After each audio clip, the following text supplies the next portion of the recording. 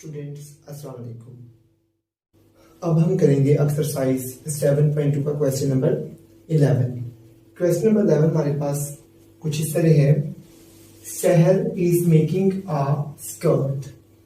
सहर एक स्कर्ट बना रही है, एक स्कर्ट की सिलाई कर रही है। Each panel of the skirt is of the shape shown shaded in the diagram. देखिए जो नीचे डायग्राम दी हुई है ना, इसमें कुछ एरिया जो है ना, कुछ पोर्शन शेडेड है और कुछ पोर्शन शेडेड नहीं है।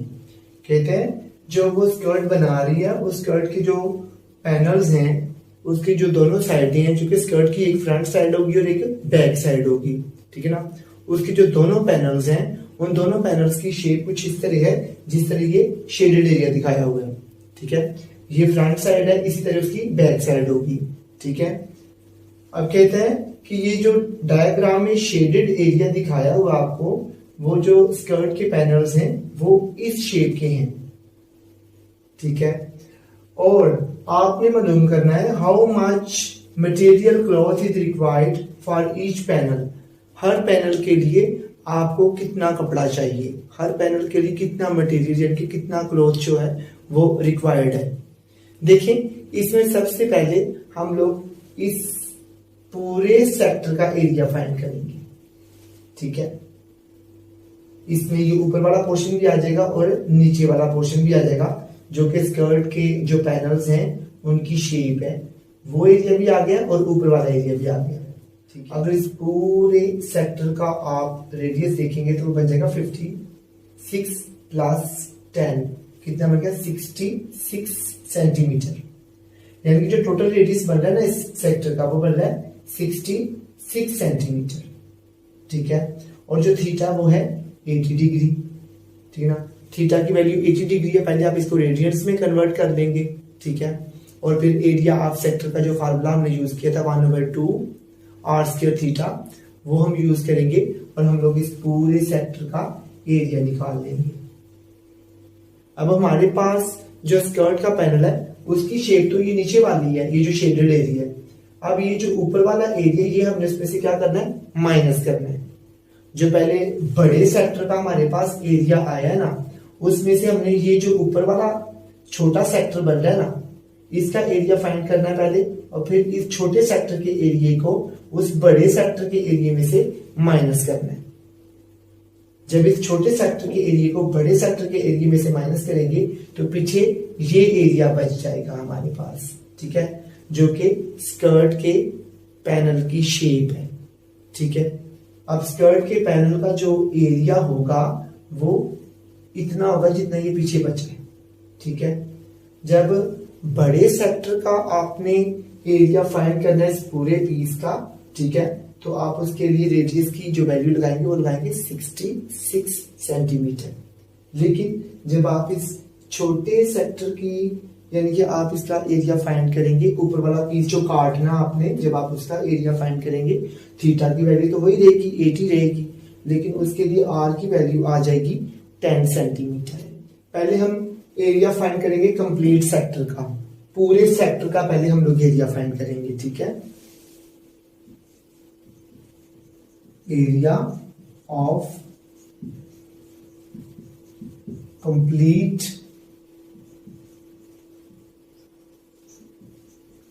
Larger sector.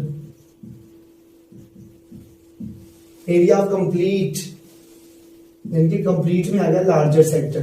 पहले हमने ये जो लार्जर सेक्टर है, पूरा जो कंप्लीट सेक्टर है, हमने उसका एरिया फाइंड करना है। उसके लिए हमारे पास जो थीटा की वैल्यू है वो है हमारे पास 80 डिग्री। हमने इसको कन्वर्ट करना है रेडियंस में, 80 को हमने मल्टीप्लाई करना है π/180 के साथ, ठीक है। अब इसका बटा 1 है, 80 को मल्टीप्लाई करेंगे हम लोग 22/7 आंसर आ गया पाई का, और ये नीचे 180 है, यानी कि नीचे दो वैल्यूज है, ये 180 है और ये पाई की वैल्यू आई है 22/7। एक 180 है नीचे और एक 7 है, और ऊपर वैल्यू आपकी एक 80 है और ऊपर पाई की वैल्यू में से 22 आ गया ऊपर, ठीक है। जब हम लोग 80 को 22 से मल्टीप्लाई करेंगे तो हमारे पास आंसर आ जाएगा 1760। और जब हम लोग 180 को मल्टीप्लाई करेंगे 7 के साथ तो हमारे पास आंसर आ जाएगा 1260। अब 760 को जब हम लोग 1260 से डिवाइड करेंगे तो हमारे पास थीटा का आंसर जो आएगा ना रेडियंस में, वो आंसर है 1.3968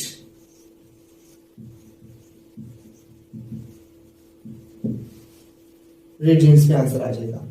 थीटा हमारे पास था 80 डिग्री, ठीक है, थीटा 80 डिग्री है हमारे पास। पहले हमने इसको रेडियंस में कन्वर्ट करना है, क्योंकि जो स्कर्ट की जो शेप बन रही है ना, ये पूरे कपड़े का जो पीस बन रहा है ये सेक्टर शेप है।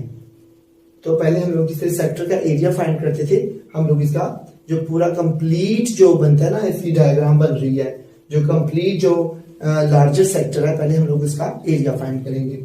जो रेडियस है ना, उसको दो पोर्शंस में डिवाइड किया हुआ है, ठीक है। ऊपर जो स्मॉलर पोर्शन है वो 10 सेंटीमीटर है, यानी कि अगर हमने स्मॉलर जो सेक्टर है ना, जब हमने उसका एरिया फाइंड करना है ना, ऊपर वाले पोर्शन का, जो पीस कपड़े का हमने काटना है, ठीक है, जो इस्तेमाल नहीं होगा, ठीक है, उसके लिए आर की वैल्यू कितनी है 10 सेंटीमीटर, ठीक है। जब छोटे सेक्टर का एरिया हमने फाइंड करना है, उसके लिए आर की वैल्यू 10 सेंटीमीटर यूज करेंगे। लेकिन जब हम लोग कंप्लीट यानी कि लार्जर सेक्टर का एरिया फाइंड कर रहे हैं, तो उसके लिए हमने आर की वैल्यू यूज करनी है 10 + 56 यानी कि 66 सेंटीमीटर। इसका आंसर हमने आर का लगाना है, ठीक है। तो आर आ गया 66 सेंटीमीटर। अब आ गया एरिया ऑफ लार्जर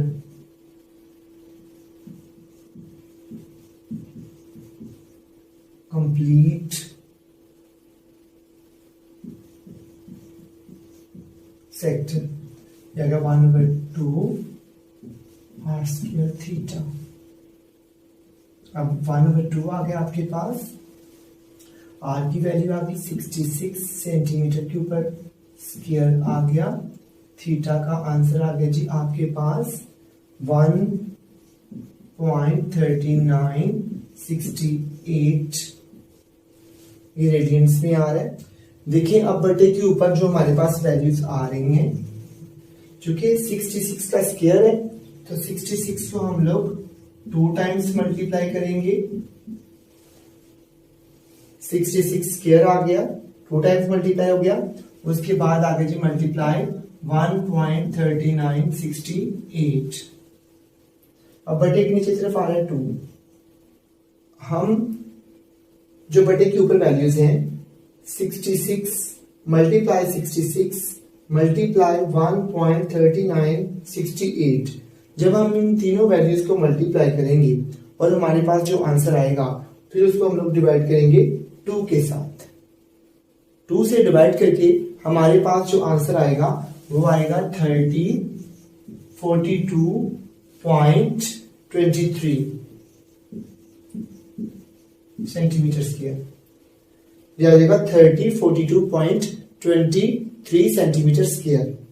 ये हमारे पास आ गया है एरिया, ये कंप्लीट सेक्टर का, यानी कि बड़े पूरे पीस का। अब हम एरिया ऑफ स्मॉलर सेक्टर को फाइंड करेंगे, ठीक है। एरिया ऑफ स्मॉलर सेक्टर के लिए हम लोग थीटा की वैल्यू तो वही लगाएंगे 80 डिग्री। 80 डिग्री को जब हमने रेडियंस में कन्वर्ट किया था तो वो आंसर आया हमारे पास 1.3968 रेडियंस, ठीक है।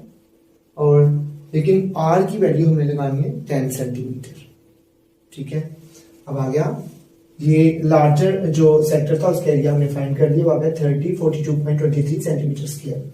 अब आ गया एरिया ऑफ स्मॉलर सेक्टर, वो आ गया 1/2 r स्क्वायर थीटा। 1/2 r की वैल्यू आ गई हमारे पास 10 सेंटीमीटर। 10 सेंटीमीटर के ऊपर आ गया जी स्क्वायर मल्टीप्लाई थीटा की वैल्यू आ गई 1.3968। 1.3968 68, ये रेडियंस में वैल्यू आपके पास।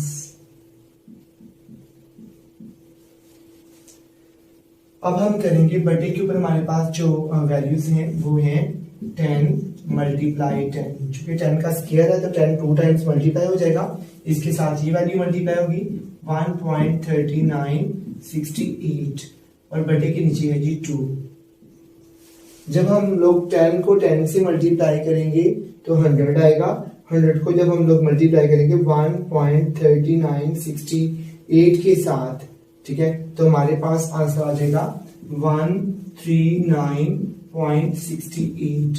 जब हम लोग इसको 2 से डिवाइड करेंगे तो हमारे पास आंसर आ जाएगा 69.84 सेंटीमीटर स्क्वायर।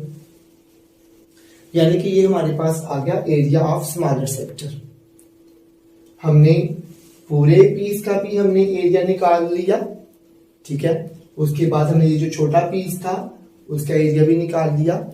जब हमने स्कर्ट का जो पैनल है उसके लिए जो हमें क्लॉथ रिक्वायर्ड है, ठीक है, उसको मालूम करने के लिए हम लोग जो पूरे कंप्लीट इनके सेक्टर का बड़े पीस का जो एरिया आया है उसमें से माइनस कर देंगे छोटे पीस का जो एरिया है, जो छोटे सेक्टर का एरिया, क्योंकि ये जो ऊपर वाला जो एरिया है, ये जो ऊपर वाला पीस है ये कट हो जाएगा, ये स्कर्ट के पैनल में यूज नहीं होगा। इसकी कंप्लीट एरिया जो आया है, कंप्लीट सेक्टर का जो एरिया आया है उसमें से हमने माइनस करना है छोटे सेक्टर के एरिया को, तो वो हमारे पास आ जाएगा cloth required for each panel of the skirt. अब क्लॉथ रिक्वायर्ड फाइंड करने के लिए हम लोग करेंगे cloth required for each panel of skirt. वो आपके पास आ जाएगा जो आपने कंप्लीट सेक्टर का यानी कंप्लीट पीस का जो आपने एरिया निकाला था 3042.23 सेंटीमीटर स्क्वायर, इसमें से माइनस कर देंगे हम लोग जो छोटे सेक्टर का छोटे पीस का जो एरिया आया वो आया था 69.84 सेंटीमीटर स्क्वायर। जब हम लोग कंप्लीट सेक्टर के एरिया में से जो स्मॉलर सेक्टर है ऊपर वाला, जब उसके एरिया को माइनस करेंगे तो हमारे पास आंसर आ जाएगा 2972.39 सेंटीमीटर स्क्वायर। पैनल स्कर्ट के ईच पैनल के लिए हमें जो क्लॉथ रिक्वायर्ड होगा वो हमारे पास आ जाएगा, वो आएगा 2972.39 सेंटीमीटर स्क्वायर, जो कि है फाइनल आंसर क्वेश्चन नंबर 11 का।